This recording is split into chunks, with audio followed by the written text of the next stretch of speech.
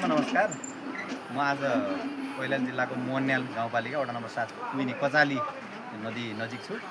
यो नेपालमै पहिलोपटक बन्न लागेको बगिरहेको नदीमा बिजुली निकाल्ने परियोजना यो सुरु छ। यसको अवलोकनका लागि हामी यहाँ पुगेका छौँ।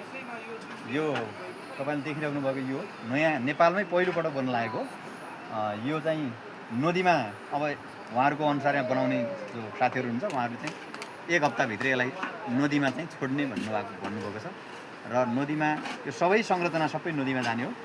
यो जति पनि देखिराख्नु भएको छ सबै चाहिँ नदीमा चाहिँ हालिने हो र यसको यो देखिने टर्बाइन माथि जान्छ अरे अनि यो पङ्खा चाहिँ तल झार्ने यसलाई चाहिँ यस्तो बनाउने भन्ने छ र यहाँबाट 100 किलोवाट बिजुली निकाल्ने तयारी छ र यो करिब यहाँबाट 100-150 मिटर यो तलसम्म जान्छ। यसलाई बगाएर त्यहाँ तलसम्म लगिने छ र यसलाई नबगाउनका लागि कर्णाली नदीले नबगाओस् भन्नका निम्ति यति कालो देखिने सबै फलामको साङ्लाहरू छ।